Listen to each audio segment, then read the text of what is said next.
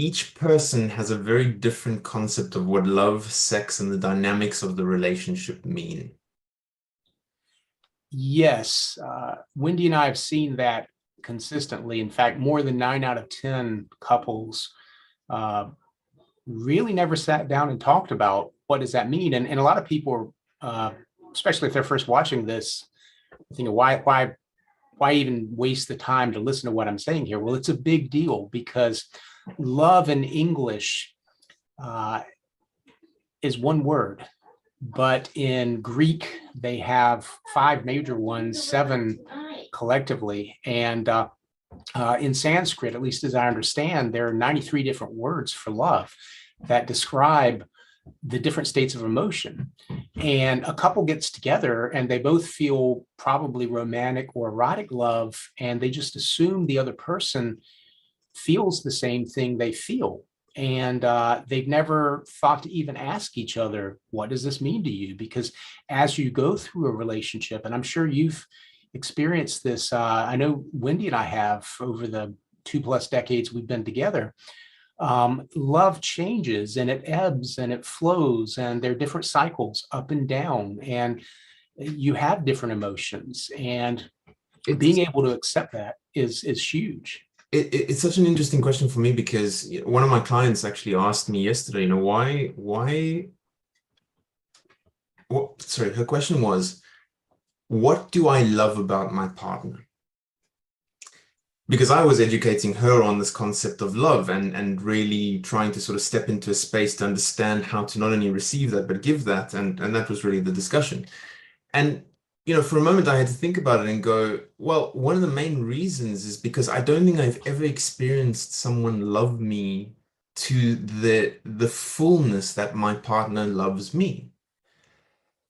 But that also says something about my capacity where I am in my life and my journey in being able to actually receive that. Because if I look back to sort of my transition point of when I started dating when I was younger and going through my 20s, 30s, and getting close to 40 now, I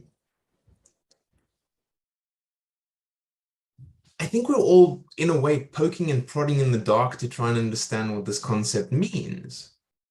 In one way, in my 20s, I had this probably more of a romanticized view of what love really was, and in line with also the erotic side, because it was just about penetration for me at that point. And then as I'm kind of getting older, that whole narrative starts changing, and then it becomes something about more about relationship and relating better, and now it's really about depth and openness and wholehearted connectedness. And understanding that love is in everything that we're doing, but it's such a weird word to get our heads around. Oh yeah, absolutely. I mean, one of the we have a program for couples which we call Biohack Your Bedroom, or the High 30-Day Couples Challenge, and the goal of that is to give the couple a simple routine that they follow once a week. One partner gives the other a massage that focuses just on them, and then another day that partner that gave it now receives a massage. Mm-hmm. But before we even get to that, we spend 3 classes, which are just little short segments they listen to unless they attend a live event, that talk about what does love mean, what does your motivation for sex mean, and then how do you communicate this? Because again, if